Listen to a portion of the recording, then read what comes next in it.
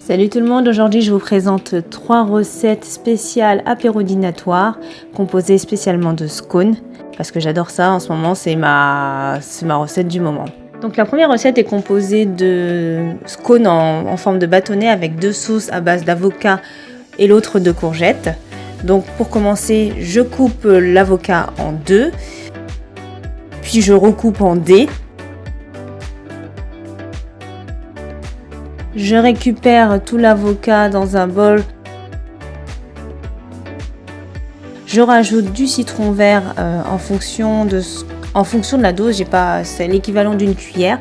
Ensuite, j'écrase l'avocat grossièrement, comme vous pouvez voir.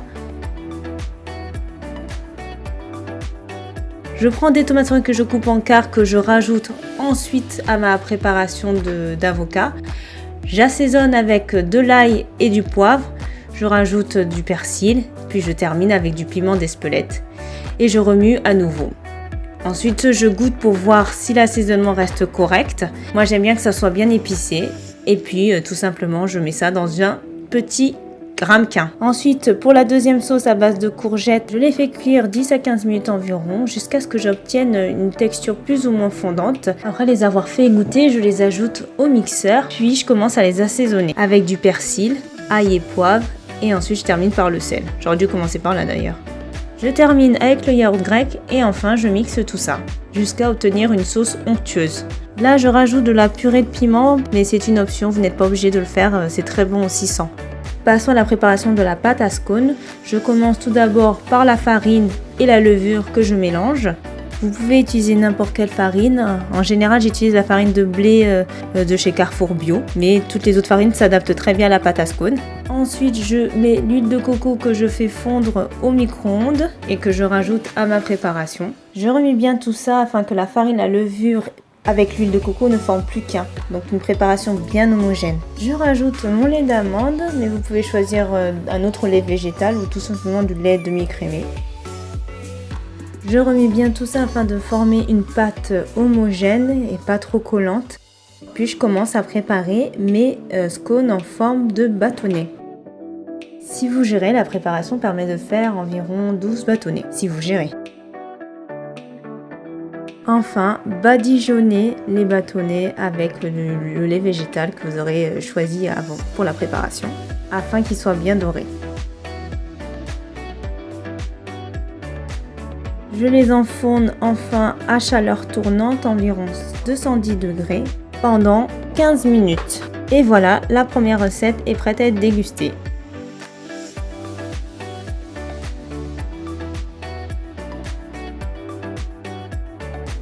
Pour la deuxième recette, j'ai réalisé la même préparation pour la pâte à scones. J'ai juste rajouté le cumin, les 50 g de cumin, juste après la farine et la levure.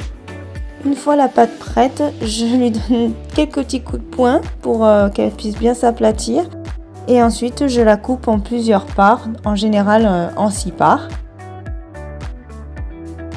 Et je termine par badigeonner, comme dans la recette précédente, avec du lait végétal. Une fois cuit, je les coupe en 2 et je commence à rajouter la garniture. Donc d'abord du jambon cru, du fromage, des tomates cerises et je termine par rajouter quelques feuilles de roquette. Vous pouvez rajouter n'importe quelle garniture sur ces scones et vous faire plaisir autant que vous voulez. Mes scones version sandwich sont prêts, ils sont complets, ils sont délicieux, franchement ils étaient vraiment très bons. On termine avec une recette de scones fourrés. Cette fois-ci, je vais rajouter à la préparation du parmesan directement. Juste après la farine et la levure. Une fois la pâte bien homogène, je rajoute les olives, puis les lardons que j'incorpore à la préparation pour former une belle boule que j'étale sur mon papier sulfurisé, bien comme il faut.